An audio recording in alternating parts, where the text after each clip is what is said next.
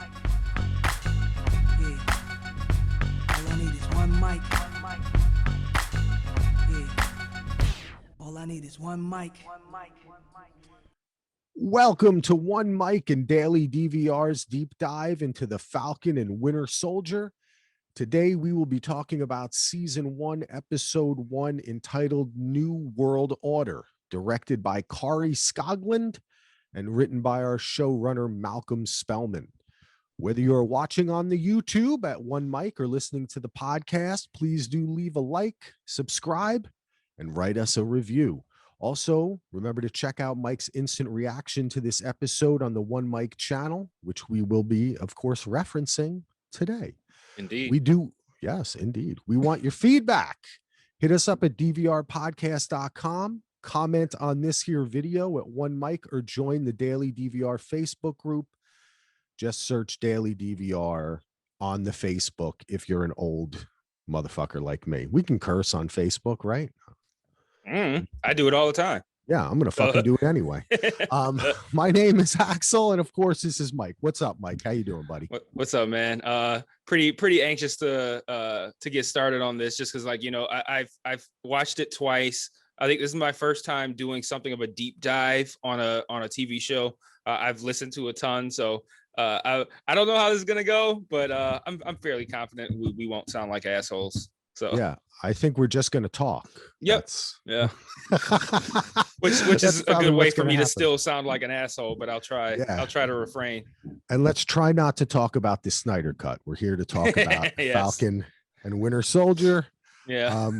We saw your Snyder Cut. I did a little thing on my Patreon. I actually put it up for free. You can go over to DVR, patreon.com/DVR. And suffice to say, we had the same exact opinion on it. And I finished it last night, and my opinion did not change. But let's talk about something different, which is we are here to cover the full season of Falcon and Winter Soldier. We're going to be recording about every Sunday. So like I said, we'd love your feedback, and we're going to have some feedback from Facebook today that people gave us over the weekend. So it does give you a little time, a couple days to think about it before you reach out to us. And this is going to go up, like we said, both on the podcast form through Westworld Theorycast, Daily DVR, and simulcast on One Mic on the YouTube. And we're going to, you know, go through all of these episodes, dive in, try to find a little bit of Easter eggs. I'm going to try to bring a little bit of my knowledge from film production and that kind of stuff. And we're just going to freaking talk about this awesome show, which I found to be a lot of fun. And let's go to you first, Mike. What are your kind of initial reactions? If you want to summarize, we can just kind of start it off talking about how it really made you feel. Like when the credits rolled, how are you feeling? Like we kind of mentioned when I think we talked about WandaVision in the same kind of context, but the cinematic feel of this it's consistent. It's clear that that's what Marvel's going for, to try to make these things feel as in step with the films as they can. And from the opening, the Marvel title sequence thing, the same thing they do for the movies, transitioning, and we could talk into this later when we talk about it a little bit more further, but transitioning into the opening action scene, and then just as the episode progresses, it felt like the films, but on a smaller scale. And I really enjoyed it. I thought it was a very solid opening episode. I didn't have any. I had I wouldn't even call it an issue, but like an observation. But other than that, you know, I enjoyed it. I thought it was a good opening episode. Nothing, you know, I'm not, you know, didn't knock my socks off or anything, but it was a good first episode, and I'm very excited to see where the season goes. Definitely, you can't help but to compare to WandaVision, because this is really, they had the Netflix shows that were under Jeff Loeb. That was really a total different thing, and even Agents of S.H.I.E.L.D.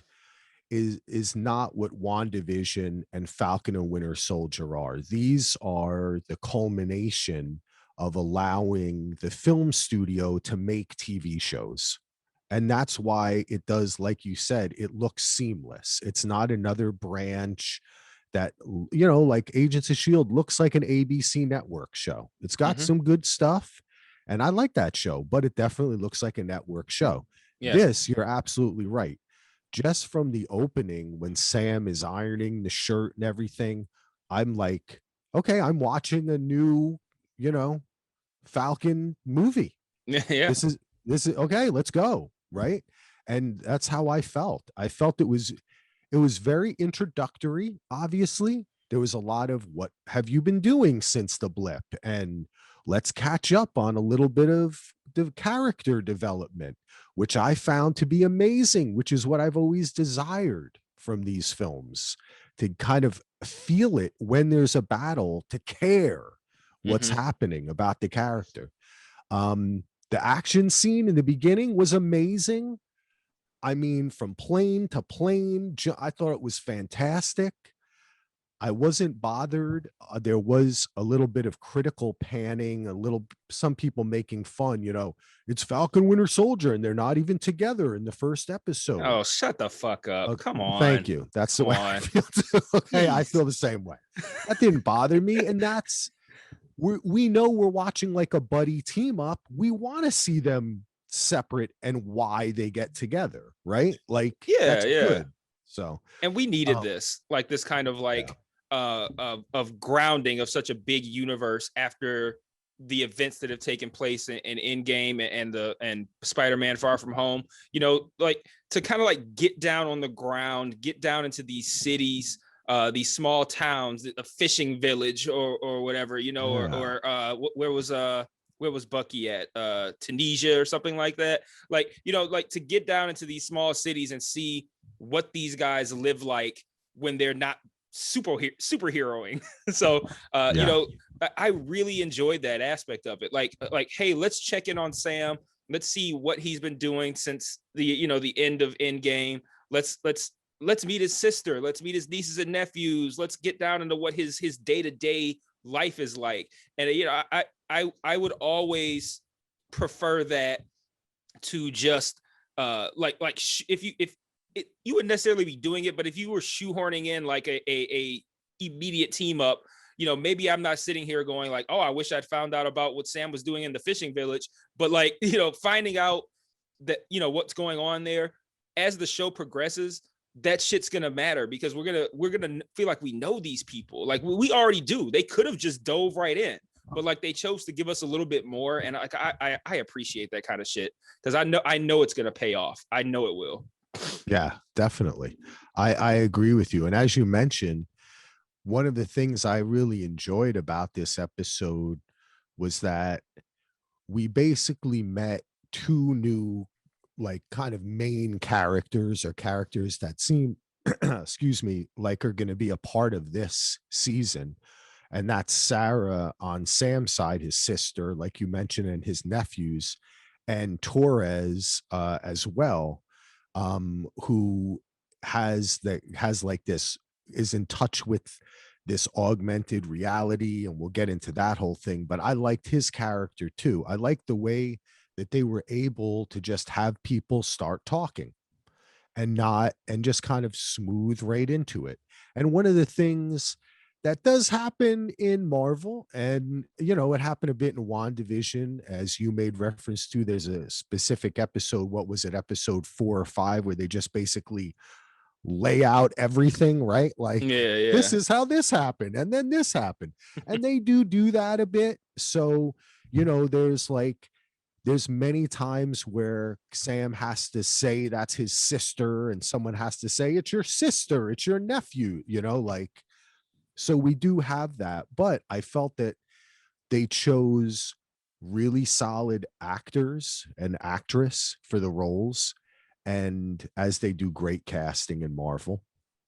They And really do. what helped it too was the inclusion, like you said, of what they do at home, the other side of things, and the mentioning of the blip, and thinking about how that has affected this world. And for me, that was one of the coolest things about this episode, and what I was looking forward to, because as we talked about in the MCU kind of roundup we did, I had just watched Spider-Man Far From Home, and I was fascinated how they kept on talking about that. That was really cool for me. Like, I like the idea of what this world is, because, like, again, you want to be able to care about it, you know? Mm-hmm. And I think that's something that is going to help aid these television shows and the movies going forward. Because if you watch The Expanse, right?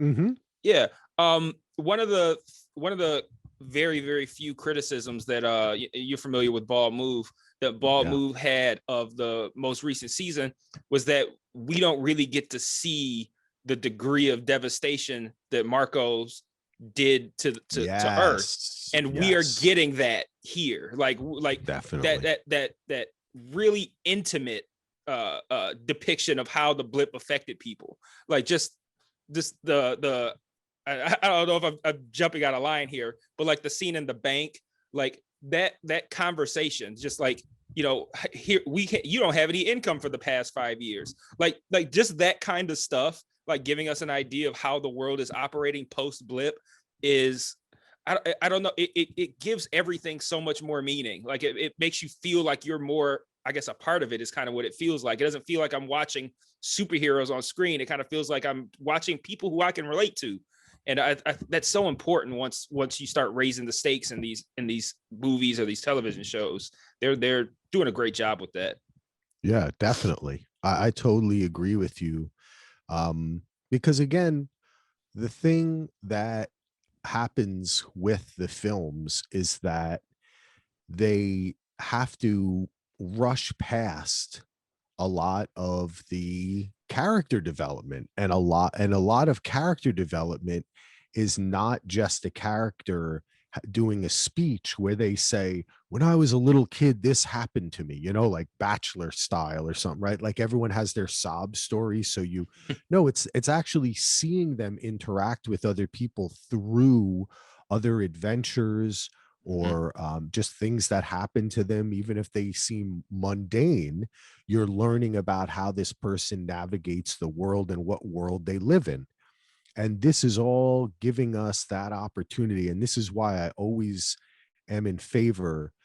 And when I think back on all of the many 20 or so MCU films so far, a good half of them would have been better off as a 6 to 8 episode TV series. We would have learned a lot more. Say specifically the Ant-Man films, I think would have been a lot more fun. We could have had a lot more comedy, and even a lot more heart stuff, relationship stuff, over 6 to 8 episodes, than jammed into a film that then you have to take chunks of 20 minutes or so out for each action scene, which Mhm. doesn't leave you a lot of time to do that. But let's take a few comments we got from Facebook, and then we'll kind of go through the episode and talk about specific things that we found interesting. First off, Matt Stone said, loved it. Certainly more traditional than WandaVision, but a good exposition episode to set up character motivation. Sebastian Stan is really good. There you go, Matt, picking I up on the same thing. I agree with every word of that. Yep. Arenado, A-Hustler, says the first episode was amazing. I really like what Disney is doing with the Marvel shows. I mean, wow. And Aaron is a guy, Aaron is not always into all of this kind of stuff. So this has won him over too. He covered The Leftovers with me back in the day, and Lost, of course. Oh, I remember that. Ando Calrissian says, loved it. I was not expecting how dark this episode got, especially everything regarding Bucky's past. I really enjoyed how this seems to be dealing even more directly with the effects of the blip than WandaVision did. I'm very excited to see where this story goes next. Hey, yeah, same here. And the I Bucky planned on stuff, talking about the go ahead. Bucky stuff too. Yeah, so Yeah, we'll definitely get into that. And I like that too. I like the fact. Now, I have read some stuff, and even I was kind of thinking, like, okay, are we past the point where we can kind of move this character to a new phase, where it doesn't have to be about the awfulness the atrocities he committed as Winter Soldier. But the fact that they do the whole amends list shows that that's what this whole series is about. Mm-hmm. And I like that because Me they really needed to deal with that, Yeah. because sometimes in my mind, the events of Winter Soldier and the events of Civil War get mixed up because it's a lot of him and the code words that control, Yeah. you know what I mean? Like, Mhm. so you kind of, it seems a little bit cyclical, and then he goes to Wakanda, and it's like, okay, so now we're seeing something totally different, which I like. Gareth, the host of Dissecting Dexter, which is coming back. He just did another episode. Dexter's coming back, right? I do, and I'm cautiously optimistic. Yeah. Would be the best way to put it. I will be watching it. Yes. I'll be watching it. A big fan of Dexter, but yeah, yeah. I'm gonna rein it in just a little bit. Yeah. Well, trust me, Gareth is cautiously optimistic too. He's great, and he was very realistic in his assessment of kind of the end of Dexter. But about Falcon and Winter Soldier, he says, I like the opportunity this gives him to explore characters more deeply so we can see the impact events had on them, as we said, like WandaVision did. If Bucky is going to be in therapy with billets regularly, I welcome these scenes. That guy has plenty to work out. I wonder if that's going to become like a Tony Soprano type thing, but I don't know if he's going to be off doing adventures. We're going to check in every episode. I hadn't considered that, but I would like that. And I think it's one of those things where, like Ando said when he said, rereading his comment right now, I really enjoyed how this seems to be dealing even more directly with the effects of the blip. Like, it's one of those things where, like, I didn't enter this show thinking I'd really like to see how Bucky and Sam have dealt with the blip, everything since then, or I'd really like to see like Bucky having a grappling with his past and having an amends list or talking to a therapist. Like, I didn't think about any of those things, but watching them, I'm like, this is smart. Like, this is a good way to do this. So it's one of those things where it's like, I didn't know I wanted it till I got it, and then I got it, and I'm like, yeah, this feels right.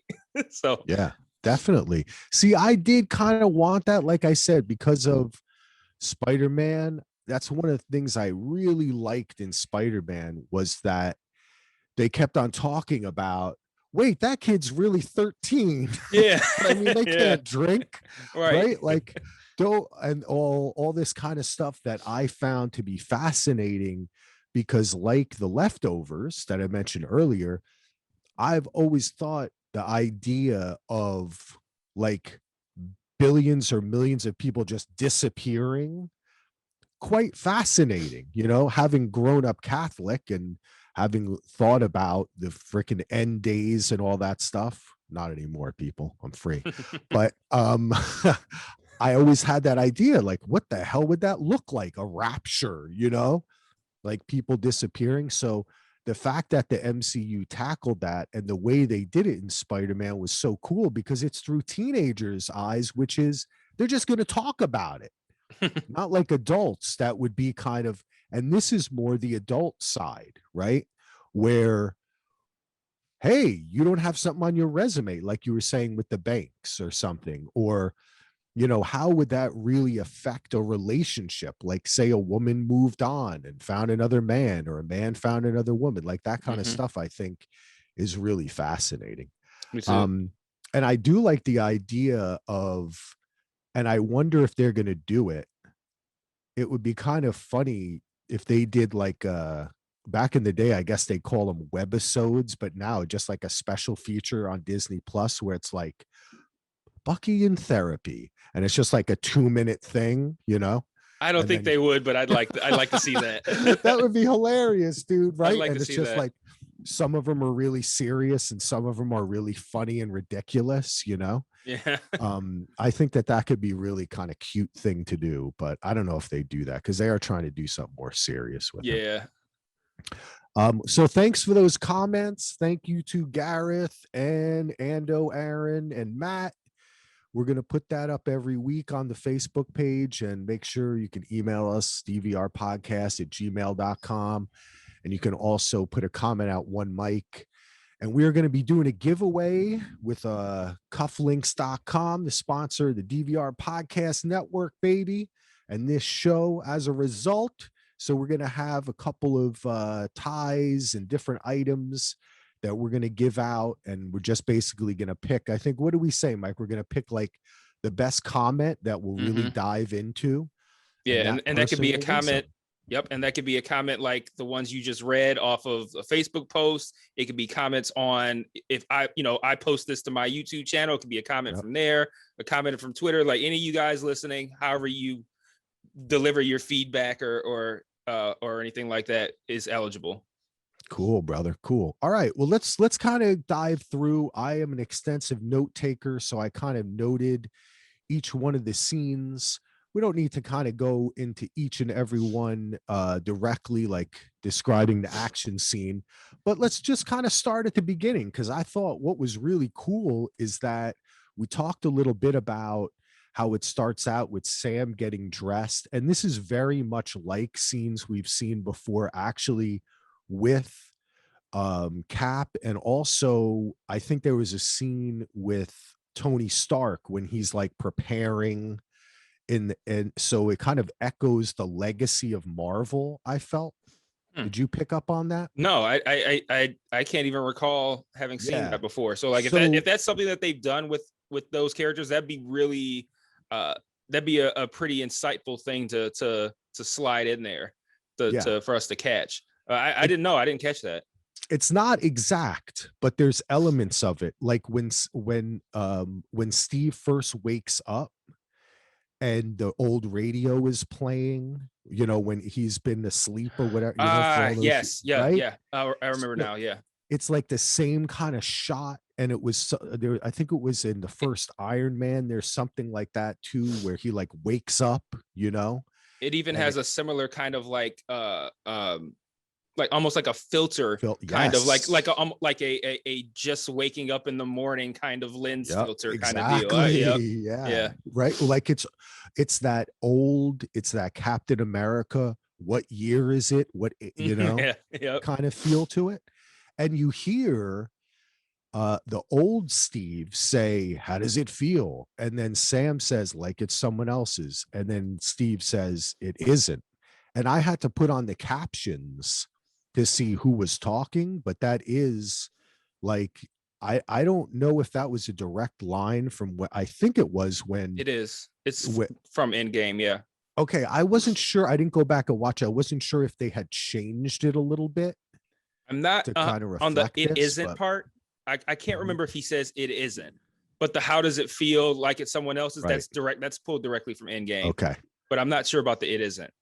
Yeah, see, that might be it. That it was the "it isn't" part that was new here. That's interesting.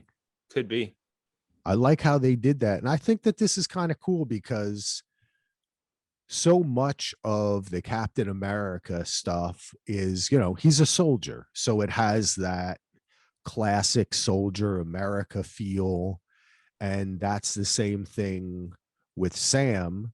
And as we find out, he's now working like for, I think he says the Navy at some point in the show, but basically he's working for the US government in some capacity. Yeah, he said he mentioned at the bank government contracts, but I feel like that was I didn't know if that was like, hey, here is a contract saying that I will have future work with the government, or if it was here is evidence that I have had work for the government. Like, but I agree. I wasn't sure, but either way, hey, he got the point across. Yeah, I wasn't sure either, but he does say, I think it's when he's talking to Torres and they're working on Red Wing. He says something like, "I've been working with the Navy now for 6 months." Because I think this is right. This is supposed to be like 6 months past the blip or a little bit more than that. So he's not like with the team or anything, right? He's kind of solo, doing missions. We don't know in what capacity he's been working with any of the other Avengers or anything that's happening, right? Which I found to be kind of interesting because you'd think that they were in. That's the thing with WandaVision. I wasn't always expecting someone to pop up because it seemed to me that Wanda was off on her own. They made that pretty obvious, right? With this, I thought we might get a little bit. I mean, obviously, we see Don Cheadle later, right? And we see that he's a part of the government and whatnot, but we don't really see them talking about, hey, we've got to go work on this. And nobody helps him on the Libya Tunisian border in this against LAF here. So that to me, I am always, that's the thing that I've watched all these movies, I've seen everything, but I still, are you as confused too? Like, where's everybody else? Isn't he still working with those people? What happened? Because at the end of the last movie, it was kind of like, okay, there's some other people now. Yeah, I just kind of look at it as me getting to see what they do in their downtime. Like, I don't expect to see them connect with other Avengers. I always look at it as like, they go back to their everyday lives kind of until, and there's like some like a red Batman phone or something that rings when the Avengers are needed or something like that. And like that's what I liked about this episode so much is the showing what happens in between the big events. And like that's I think that's one of those things where I kind of don't want to see too many like tie-ins with like the movies in the sense of like, hey, Doctor Strange just showed up. Like I like the grounded feel. Like I don't need to see the fucking circle shit like happening. Texting. Like I just I know I get what you're feel. saying. Yeah, I get what you're saying, but it's a little bit different. Like between between the Infinity movies, when you come back in the second one, they're kind of always checking in on each other, right? Like what's going on. And you assume, okay, well, maybe that's just because the blip happened, right? They're still kind of like recovering from it, and they're in like constant mode of what could happen next, right? But or how they could fix it as well. But I figured now, since everything is kind of like back to working order, that they would be more like they were in like the beginning of like Ultron or something, or Civil War or something, where they're like all working together on a thing. You know what I'm saying? Like, oh yeah, no, that's what I figured. Like, it didn't have to be a Thanos level event for them to get together. They also, like, there's terrorists around, there's a natural disaster or whatever that they might need to help a stray alien ship or I don't know, something. I've always looked at it the opposite. Like I always feel like interesting. I always feel like a superhero team probably only gets together on fairly rare occasions, and like what we see in the comics or in the movies are those rare occasions, but they can be spaced out for like months, and they're like in the downtime, the 90% of the rest of their lives, they have like regular fucking everyday lives. I guess they would burn out. You're right about that. I've always I've always wondered that and assumed that most of their life is spent living a regular life, doing maybe superhero shit here and there, but like regular everyday life, and then they come together for these big cataclysmic events. But like, and those obviously happen more often than they would in real life, but it's still probably like, maybe like once a year they get together with everybody else. And most of the rest of the time, they're just doing their own thing. And that's why this is actually one of the first points that I wanted to get into was the scene at the bank, because kind of tying into that, there's another thing that I've wondered is how they make a living. And when Sam goes into the bank, prior to him going into the bank, when he's discussing with his sister about selling the boat and selling the house, and he says something to the effect of like, what if I help you take out another loan? We can consolidate the debt and you can have a lower monthly payment, something like that. And I paused it and I turned to my wife. I'm like, if you're an Avenger, you shouldn't have any fucking debt. What do you mean debt? Like that should be forgiven. Yeah. Like, and I'm like, they shouldn't have to pay for anything. And she's like, you mean like it's Starbucks? I'm like, it's Starbucks. They shouldn't have to pay a mortgage. Like I feel like if you're an Avenger, you shouldn't have to pay for anything. Like you should just hit, hey, here's a house for you to live in. Thanks for saving the planet. Like, how can you have debt? Yeah, it is. I have to say that I like the fact that they talked about that. Yeah, I do. I like the fact that they talked about it, but I don't know that it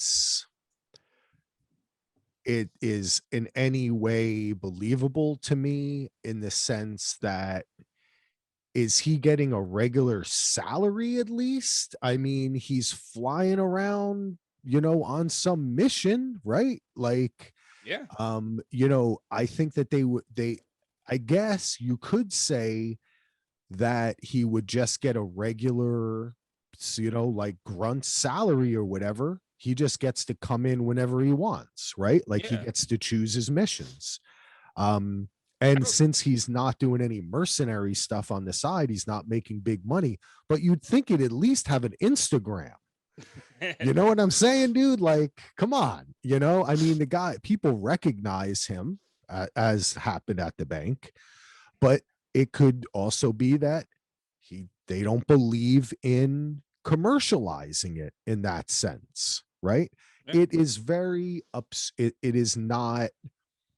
The MCU is awesome and it's fun and I love it, but this ain't Better Call Saul. You know what I'm saying? Like, they're not really, because you're right. I think that they use this when they can make a scene and kind of give you a little hint of it.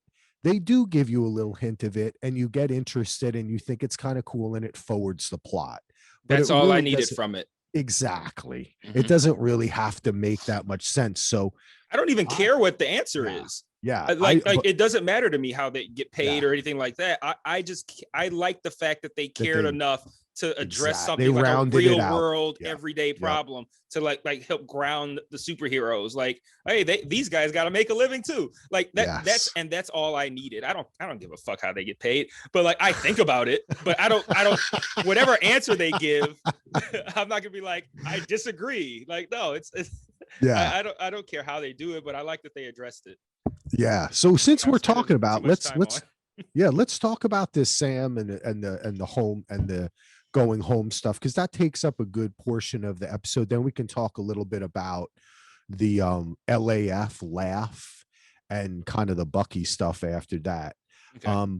First of all, the actress, her name is, I'm going to try to pronounce it properly, Adepero Adoye. I think that's the way you say it.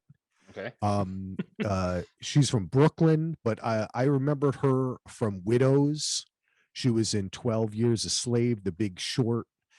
I thought she was awesome. Again, with the casting, they do such great casting in the MCU, and they really do. Very rarely, like there's certain casting that I have not loved. Like I'm not in love with Brie Larson as Captain Marvel. I'm getting more used to the way she plays the character because she's a great actress, but the way they chose to play the character was a little strange to me. It made more sense once we got to Infinity Wars, but I felt it wasn't as fun, but she is great. Sarah is a great character, and she right away just seems like his sister. Like they have a great chemistry on screen together. And I loved all this stuff. I think they're supposed to be in like Louisiana, right? New Orleans, yeah. New Orleans. And I loved the fishing dock and the boat, and everything just looked really cool.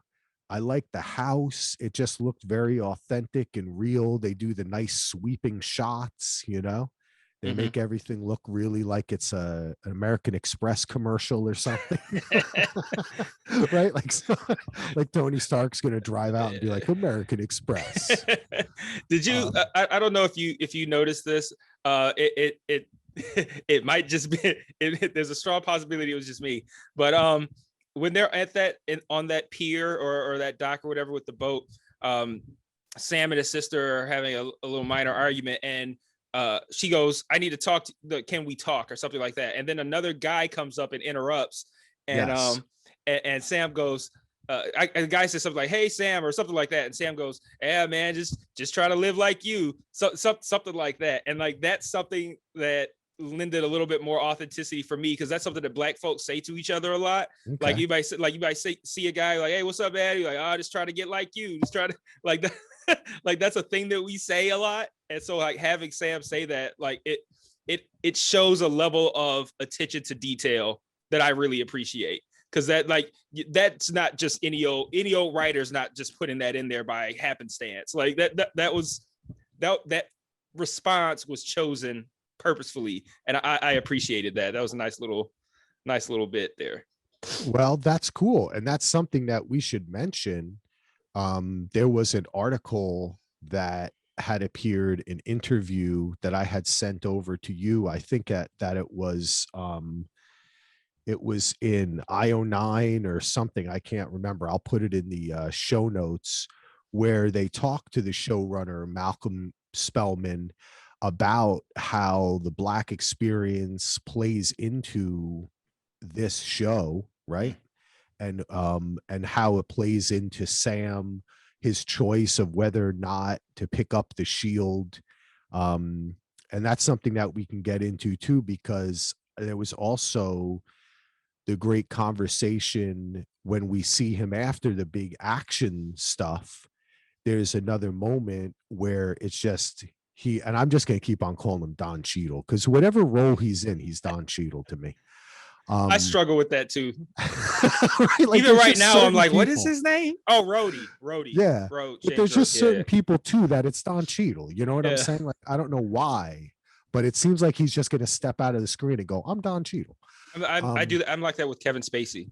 Yeah, there you go. He's always Kevin. Yeah, he's just Kevin Spacey. Right. But you have that conversation where it is two Black men on a screen talking about this, right? Mm-hmm. And I think that while I was watching that, I thought about that. I said, because it's just similar to, you have the Bechdel test, right? In film and TV, where are there two women on a screen talking to each other, and they're not talking about a man, or talking about what a man told them to talk about, right? Mm-hmm. And how often do you get where people who are underrepresented are able to have a time on TV, in film and TV, where they're having a conversation and it's within just them, right? Mm-hmm. And like you say, you see that on the boat on the dock with his sister and the other people he sees. He's at home. Then you see when he's talking to Don Cheadle, and in that interview with Malcolm Spellman, and he's talked about how that is something that this show is about, is, does Sam want to take the mantle of the white, blonde-haired, blue-eyed Captain America? You know? Mm-hmm. Or is he trying to create this? Is there something new? Should he shed the Falcon to be something else? Right. That this white guy started. Now, of course, that white guy is Steve, his friend, who he's fought many battles with. But in terms of just American history and modern society, this is something that people think about, and something that people should think about. What did you think about that aspect of the show? Because it's not, this isn't Watchmen, right? No. Yeah, but it's in the part subtext. Of the show. Yeah. It wasn't overt. It did kind of get the wheels turning, particularly when after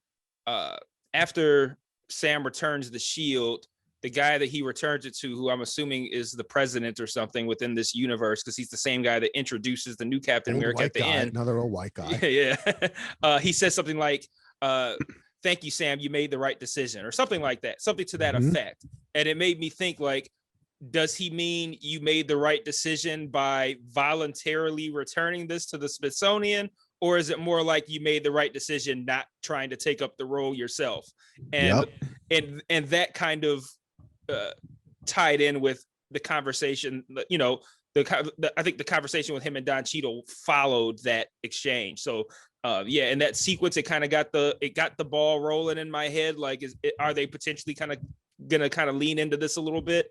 Yeah. I hope they do. I don't know if that's all that's going to be there, but again, that's another one of those things, like I said at the top, where it's like, I didn't know I wanted it until I got it, and then I got it. I'm like, oh, that's a nice touch. So Yeah. I hope they deal with it a little bit. I hope it's not too heavy-handed though. Like I'd like it to just be like a little subtle little slide in there and give us a little something to think about. I don't want it to get too too preachy. Yeah, no, I totally agree. And I think that it's cool that it's just an acknowledgement of that fact, right? And then you're going to see the way that Sam processes that and it also plays into the bank scene, which is historically speaking something that has happened, for generations, and something that Black people have dealt with, not getting loans. Like we talk about, like with Watchmen, right? Black Wall Street, when people have money, who controls money. I mean, obviously these are real things. Yeah. So to not acknowledge that in the scene could be almost farcical. You have to acknowledge it. And the MCU knows what it's doing. I mean, it's Disney.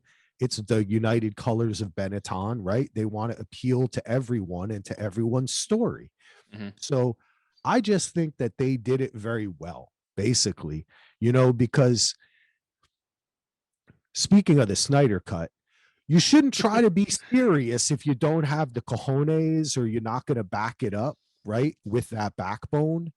And they take it serious enough, right? And especially because his sister was making reference to that when she was talking to the guy, when she says it's always us who doesn't have it, right? And that's what and Sam was kind of like, chill out, I'm trying to use the Falcon angle over here. Right.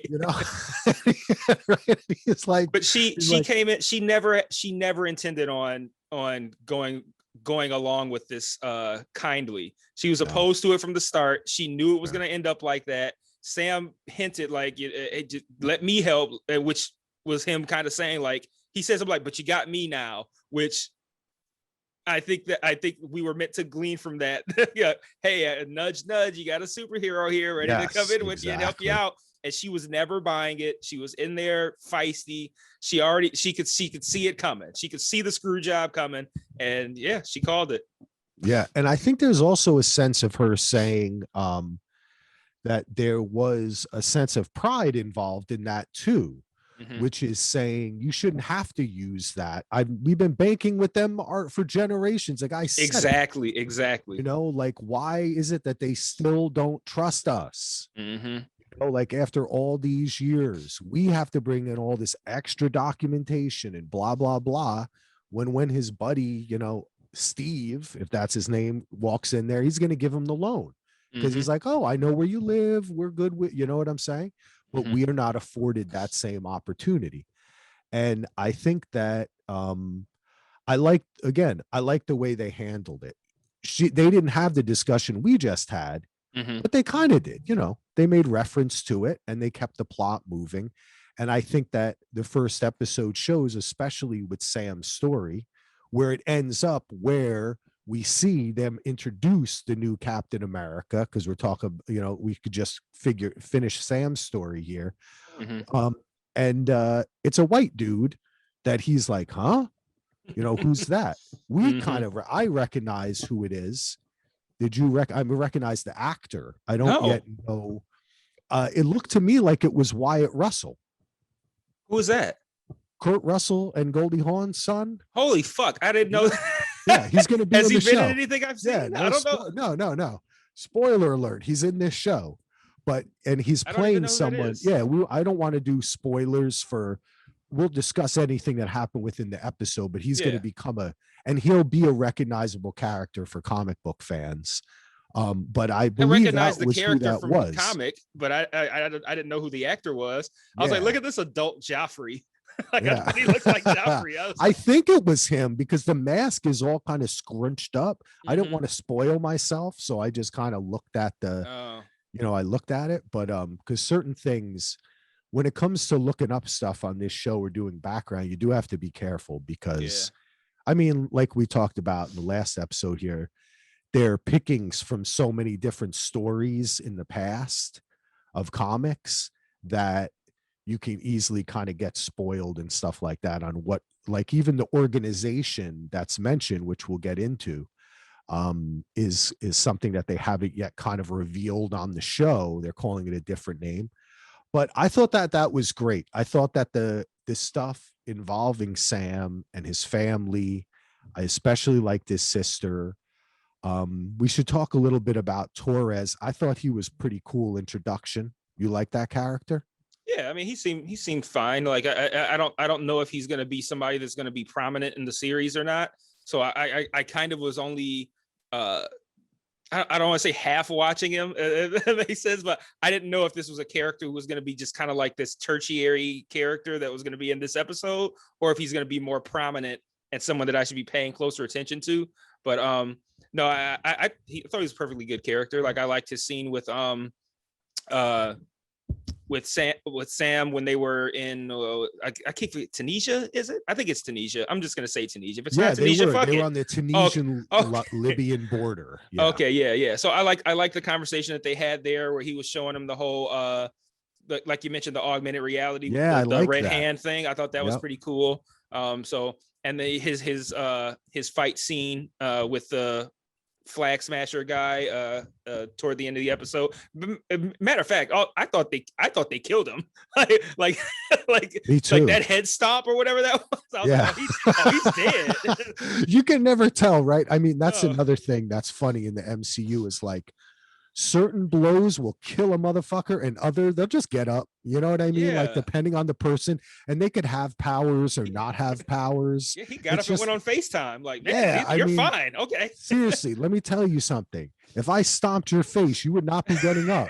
And I'm just a regular 250-pound man. That guy looked pretty big. Yeah, You and he don't need to kicked be a that right before that. He superhero. kicked somebody into like a pole, and it's like the pole sounded like you threw a brick at it. Like, and I'm like, then he just He stomped did, on a he went guy's head. flying. Yeah, Yeah, I'm like, I then know. he stopped. I was like, oh, that guy's dead, man. Well, he has plot armor. So Yeah, that's the heaviest armor you can get, indestructible. But yeah, I like Torres because it is an introduction to this organization, which we find out a little bit about first on the airplane where they're introducing Sam. It's called the LAF. And we see Bartrock, who you talked about. He's like a mixed martial arts guy, right? yep, yeah. JPP is his name. GSP. GSP. Okay. Good. George St. Pierre. Okay. Yeah, he's widely considered to be the best mixed martial artist in history. And he was also in Captain America: Winter Soldier. Exact same character, Yep. still George St. Pierre. Him and Cap fought on the deck of that boat in the opening sequence. So yeah, it was pretty cool seeing him return. I knew that he was going to be in it, but I had forgotten. So seeing him, I was like, oh shit, he's back. Cool. Yeah. So Torres kind of introduces us, gives us a little bit of that info, and then later that is the same organization that he's seeing this augmented reality. They're alternatively called LAF, the hand, right? It was because it wasn't like the red hand or something, Yeah. and flag smashers. And what they want is they want to unite the world. Here, I had it written down here. They want to unite the world under one government, which scares a lot of Republicans. They want a world government, unity without borders. And they believe that things were better during the blip with less people. But because of Baytrock, I have no idea how to say that. yeah, I don't know. It's hard. You want to say Bartrock. Yeah, and then right? but Batrock doesn't sound right. I was gonna say that too. It's like Bat Rock. It sounds like some bad 80s rapper. That's what right? 68 Batman will be listening to in his headphones. Yeah, exactly. Turn us to Batrock.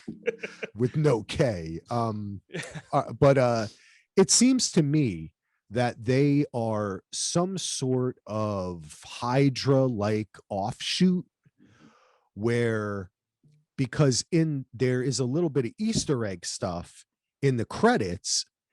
There's some newspaper articles that are flashed really quickly. And I was looking at that too, because I always like to pay attention to this kind of shit. And they mention something called a power broker. Like, and I think they're starting to introduce this now in the MCU, where they're going to introduce like X-Men and all that kind of stuff, right? Which is basically a person who has like the super soldier serum and is going to turn for money, will give you powers, right? So this is something that exists in the comics. I don't think this is really a spoiler because it is in the show. It's in the context of the show. So I think what we're getting here is we're trying to look like, what is the post MCU world? We've seen a lot of it with like Doctor Strange and the Guardians of the Galaxy, what's happening over there, right? But when we return back to our 70s spy movie, which is what we're in now, right? The Captain America side of things, we need to find out this new evil terrorist organization that's developing here on Earth. And it seems to be some kind of Hydra offshoot using the super soldier serum to create more, I would guess, super soldiers, because the guy who does kick Torres definitely had some kind of powers. You can't just throw a person like that, even in the MCU, right? Like, no, he definitely has powers. I wonder then if I wonder what he was stealing then. What were they doing, right? Like there were those big bags, and they were creating like almost a fake flash mob to distract from what was happening.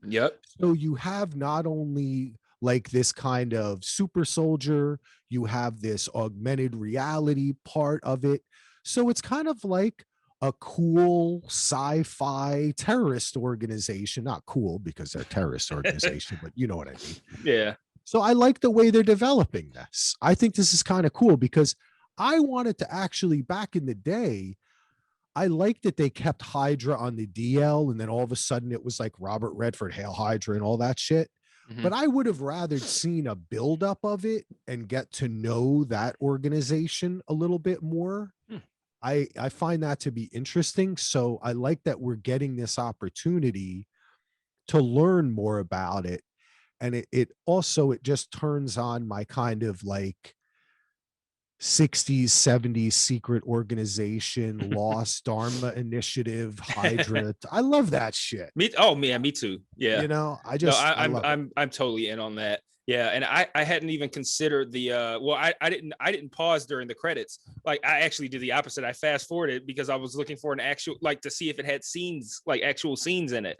So I didn't pause on these newspapers. So like that is a pretty big, I think, potential reveal of the direction the show could be going in. And I find that to be super interesting. The whole idea of a secret organization.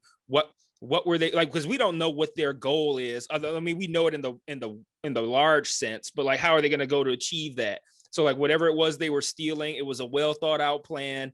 Like you mentioned with the flash mob and everything, he had the distraction. He handed whatever he stole off to two other people who are going in the opposite direction. Like, so whatever this was planned out. He was probably given whatever this serum is so that he could be able to pull off this job. So I'm thinking, so now my head's rolling like, okay, who hired him? Like probably Baron Zemo. Like, so it's like, it's getting the ball rolling. So like, I'm liking it. I like that. Me too. And it makes me think too of who is this new Captain America? What makes him Captain America? Right? Like if you're going to have who makes him Captain America? Yeah, exactly. If you're going to introduce a character in Switzerland who throws a guy across, then they're going to introduce a new captain. Is there something going on here? Hydra, like, why was that guy so happy that Sam gave him the shield back? Like you said, was that just kind of like a tacitly racist statement that the dude, or does he have a a different idea going on, or is it both? Yeah. Yes, He could be racist and have exactly. evil It could plans. be both. Yeah. Stay tuned for more. But I think that's cool stuff. Well, let's talk a little bit about the Bucky stuff. That is really much more not really even connected to, of course, the Sam stuff, but the overarching Captain America, the secret organization. It's really Bucky goes to therapy, hangs out with an old guy, goes out on a date, goes back and talks to the old guy. Yeah. That's it. Like that's kind of it. That's it. And I mean, we could there. I thought it was really, I thought the therapy scene, we talked about it. It was cool. I wrote down his winter therapy. This is he had an amends list that had a bunch of people on it that I didn't get a clip of, but I'm sure other people will go through. I'm going to do that. Yeah. I'm other people. I'm There's going to pause on that other list. things listed on it. And we see him go. There is the quick little mission he does to set up the woman that he had helped forward from Hydra. Right. We see that. Of course, we see the flashback where he kills the older, I believe he's Japanese man named Yori. His son, he kind of takes him out because he's basically collateral damage. He's in the way. Yep. Wrong place, wrong time. Yeah. Like I said, yeah. And it's interesting because, of course, that's very similar to the flashback back in the 70s when he steals the serum, right? When we saw that. So we're always he's always finding out he killed somebody later.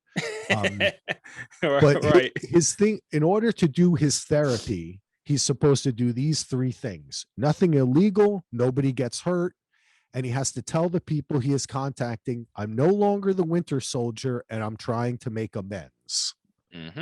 So I thought that to me, again, was like Sopranos style. I thought it was funny. I thought the woman Billets is her name. I hadn't caught that, but Gareth did. Had she appeared before in the MCU? I was wondering that. She seemed familiar, but I can't think of any situation where we would have seen someone talking to a therapist anywhere. Yeah, and then I'm wondering if I'm conflating the MCU and Mr. Robot. Even though I know the Mr. Robot therapist is not the same person, I'm wondering if that's why I'm thinking like maybe I've seen this therapist before, but I don't know. I didn't recognize her offhand, but like I had the thought, am I supposed to know her from some, like, have we seen her already? And she's the only character I had that thought about. Like, I didn't think that about Sam's sister or anything. So it's a possibility. But I liked the list thing that he had there. The list of the I'm sorry, not the list, but the three things that he's supposed to be doing, how he doesn't particularly care about doing them because he says nothing illegal, but I think hijacking someone's car electronically is probably illegal. That's kind of funny. That's like, it's not even Sopranos. It's more like what's the fucking De Niro movie that basically start when he's the mob guy who goes to therapy. I can't remember. Imagine That, or what's it called? There's something that, or I can't analyze remember. that. Analyze this, yes. And analyze that, this, right? And analyze that. Yep. Yes. Yeah. It's more like that, where it's kind of jokey, right? Where he's like, "You're not going to do anything bad, are you?" And then it's like cut to bam, bam, bam. Yeah. Like, and that's kind of what happens here. And I like that too, because that's another thing. You know what? This show was kind of funny. They had parts that were serious with Sam and stuff, but I thought some of the Bucky stuff was pretty funny, especially the date with the girl was kind of cute. She's like, "How old are you?" And he's like, "I'm 106. That was kind of cool, and then he was, I just thought they played a lightness with it. And I think that choosing to have him with some older guy whose son he killed, and you think at first when he was sitting down with Yori, what I thought was, is this somehow a guy he knew from back in the day in Brooklyn or something? You know what I mean? Like, right? Like, was he maybe he was in the army with him and Steve or something? Like, I didn't remember anything, Yeah. you know? So to find out that he's making amends, but choosing to do it this way, I thought was really smart writing, because it makes you think of old Steve. It makes you think of time. It makes you think of, wait, he killed this guy. He killed this guy's son, but he's as old as this guy, but he's also the guy's son in some weird way. I thought it was really smart writing. Me too, for the exact same reasons. And I think that's, and when he leaves the date to go to the guy's house and he ultimately does not reveal, because I felt like that was what was going to happen. Like, oh shit, he's going to tell this guy what he did to his son. And he ultimately doesn't do it. And I know there's going to be an even better payoff of this at some point, and it's probably going to be pretty bad. In a good way, but bad for what's his name? Would you say his name was Yori? Yes. Bad for him. And you mentioned the funny aspects too. I thought they did a lot of that, and I expect that to continue, because I think that was what the appeal was in making the show, was that people found their banter in the films to be comical. 6-second scene when they were hanging out together. Yeah, so like I feel like that made people. That's what got the show started, and that's gonna be present. But like I thought they did some really good subtle stuff too, like. Right after the 106 lie, she asked him why he's wearing a glove, and he takes a long time to answer, and then says something like, I have poor circulation. And then like he makes a face, like he turns away from her, and he looks toward the camera and makes a face like, God, that was a stupid fucking lie. Like he knew it was a shitty lie. And I thought that was really clever to like almost kind of broke the fourth wall a little bit there. And then I also liked when he was talking with the therapist, and he's not answering, and then she reaches for the notebook. He's like, oh, okay, really, with the notebook? Like, that's so passive aggressive. I thought that was pretty good. It's good too, because quite honestly, I expected a lot more humor out of the Sam side than the Bucky side.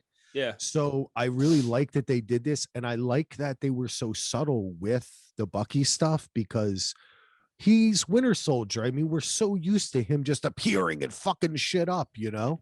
And I think that this was really cool to let us sit with him and remember the fun personality that he had in the first Captain America. Like, they were great buds, yo. You know what I'm saying? Like, that was really cool. And then to think about this, and we only get a slight hint. You haven't answered any of Sam's texts, right? When she looks at his phone. So that's really the hint we get, that of the communication that could come between them, you know? And I thought that was kind of cool.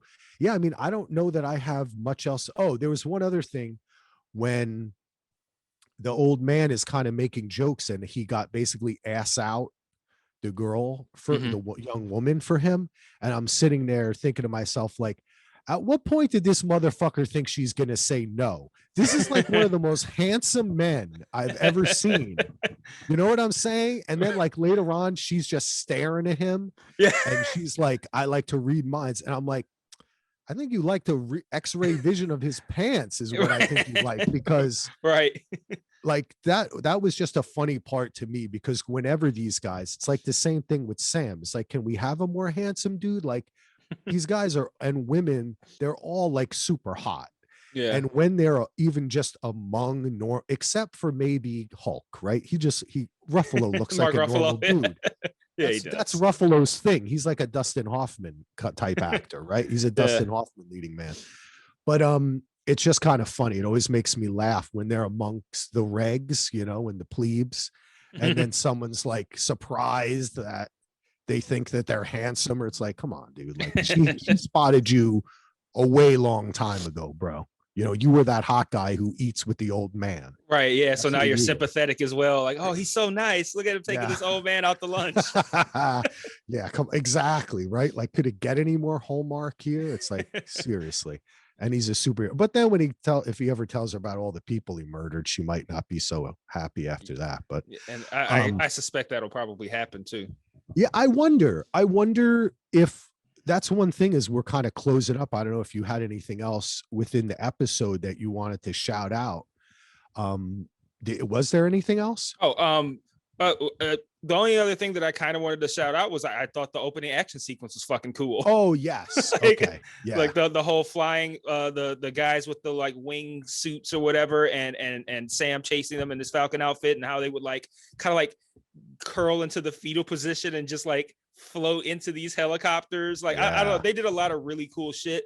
And the only thing that was kind of weird was they had a shot that was very similar to a shot they did with Spider-Man in Infinity War, where he was like swinging under as like debris was falling after Thanos threw a moon down at him or something. Yep. And he's like swinging through and he's like up, over, under, all this. They did something like that where it was so similar to the Spider-Man thing that like I feel like you shouldn't be taking me out of the moment like that, to where I'm watching and I'm like, oh, this is fucking cool. And then it's like, oh wait, this looks like a Spider-Man shot. You know like what it now is, I've got man. my film hat back on. Like, is this a shot for shot?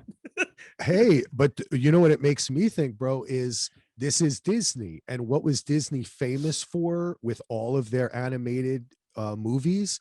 Recycling the basic animatics. Yeah.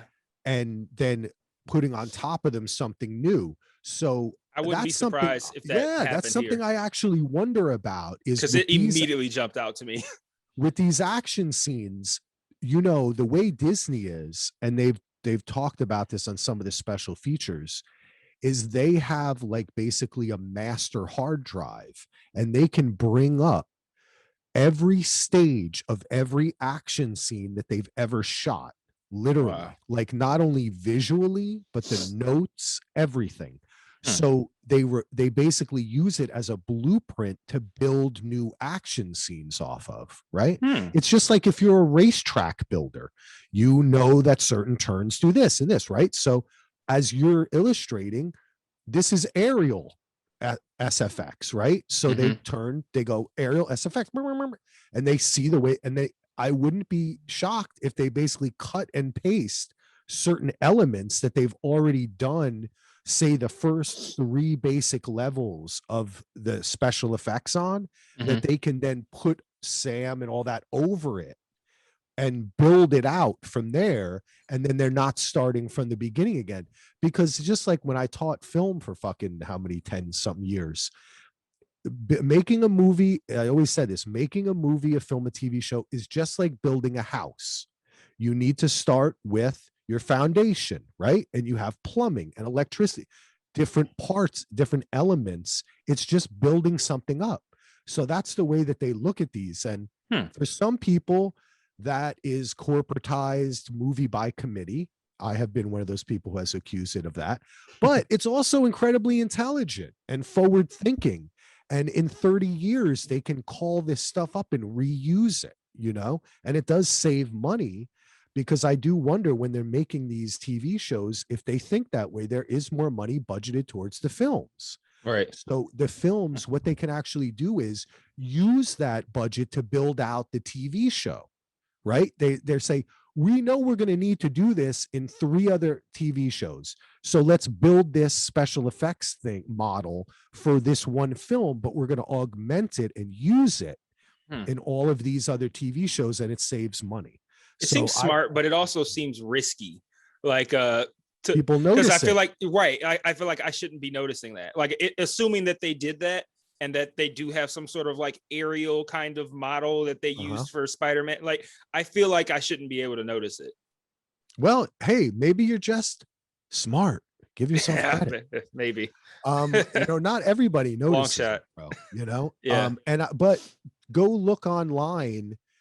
Disney reused animation, and you'll see I think it's like in Jungle Book and like Snow White, there's like I saw that, like they used the same it's I've seen that. It's like side by sides of I saw a video like that. I had a film professor, Peter Pan in this clip that I saw. And they've always done this, man. They've always done this. B-roll was always reused for westerns, and it was always for TV and then film. this stuff has always been done, because again, you're just building images, right? You just have an image library is what it is. But yeah, I have to agree, that action scene was awesome, and I think it was so smart to have it like right at the beginning. Yeah. That was a great way to start out this series. Yes. And I think the minimal amount of information, we're going after Laugh, and he's like, really? He's like, yeah, they're super stocked with weapons. So like they're super stocked with weapons. He's like, okay. He's like, be subtle. And he's like, yeah, sure, I'll be subtle. So I thought that was cool. And yeah, the going from every time he fell out of one plane, he goes into the other plane. Mm-hmm. But you do lose a little. Like, the whole point of all of that was basically because they had kidnapped somebody named, and I don't know if they mentioned this guy again, but here, wait, I had it in my notes. They kidnapped someone, Vasant. The LAF is targeting Vasant. So they've kidnapped this guy. That's the guy they have. And I don't know if he's going to come. What I'm wondering is he a scientist? Does he have something to do with the serum? Do you see what I mean? Like, why they don't really tell us why they targeted him. So I know we're going to get more of that in the show, and we're going to get deeper into that. Of course we will. But I do wonder, will we ever see the woman that Bucky went out on a date with? Will we ever see Yori again? I understand the way this show is going to proceed with Sam. It's obvious, right? I mean, we could write it right now. But I don't understand how Bucky, I'm really interested in the next episode to see whether Bucky is just going to leave his amends list and all that so he can just go join what Sam's doing. You see, that's what I'm interested in seeing. Me too. Like, because both of their individual stories were interesting. Yeah. And now they're gonna have to come together to presumably handle another story that we are not yet fully aware of what it's gonna be. It's gonna be obviously whatever's going on with these terrorists or whatever. But yeah, that is interesting. Like, is he just like, he's crossed off like 2 out of 10 names? Like, he's like, oh, fuck these other 8 people. And I don't know how it's unless Sam calls him up and he's like, we're after this LAF, and he's like, oh shit, 3 of those motherfuckers are on my list. That's what I was thinking. I was just about to say, unless a couple of those motherfuckers are on his list. But so we'll see. Do you have anything else you want to chat about? I don't think so. No? Oh, I do wonder if we're gonna see any kind of fallout from him just leaving this date in the middle of a battleship game and never coming back. What's happening? That's what I mean. Yeah, I'm not gonna get a second one. You just leave in the middle of battleship like that. Yeah, I loved all the Sam stuff, but I want to see. It's just like Better Call Saul, and it comes to mind because it's a split show, right, between Mike and Saul, and I wonder. And now kind of Kim and, Gus and stuff, it really splits well. I wonder how they're going to come together. Are we going to leave her? Are we just going to see her in the last episode? You know what I mean? Like, he comes rushing back in, and she's like, there was another blip and I'm still waiting for you playing Battleship or some shit. How are they going to, I know how I can clearly see how Sam becomes a part. I mean, how Bucky becomes a part of Sam's world, but I can't see how Sam could become a part of Bucky's world. And that's what's interesting to me. And I want to see, are they going to continue this character development like this? Or at what point does this take off and solely become we're going to here, we're going there, we've got to battle this, which I'm cool with. I love that shit. But with only 6 episodes to go, it does make me wonder, as far as pacing goes. I really enjoyed this episode, but I want to see what they do with the next episode. Agreed. I think cool. a lot needs to happen with only 5 left. They did spend the entire first episode kind of laying groundwork, which is smart, but not necessary. When you've already have these established characters. So the fact that they created this new kind of reality for them to live in for the purpose of this show, and they spent the whole first episode laying that groundwork, it is interesting to see how they're going to play out these remaining 5 episodes, since it does seem like there's a lot to cover. Yeah, definitely. And one other thing that I remembered is I always like the augmented reality stuff, all that kind of stuff.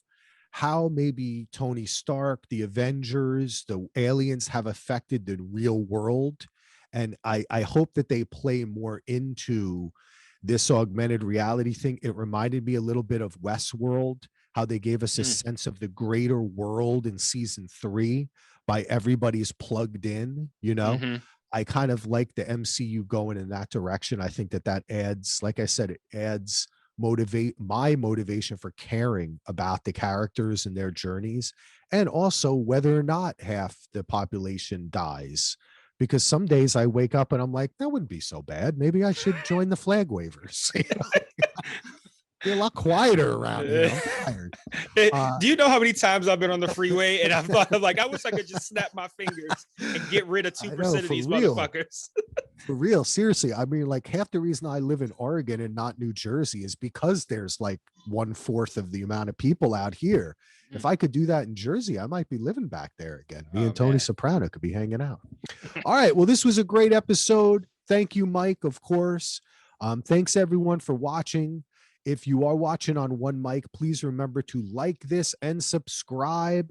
We'll be back next week. I'm going to release this a little bit later, so Mike's going to have a little bit, I think, like a day ahead of me. I'll probably release it on like Tuesday. Okay. Probably. Yeah. All right, sounds good. And once again, hit us at dvrpodcast.com. Check out One Mic and email us dvrpodcast@gmail.com. Leave a comment. We'd love to hear what you think of not only the show, but this show that we're talking about, anything you want to hear us say. And we'll see you next week. We'll see how this story continues. Peace out, everybody. See ya.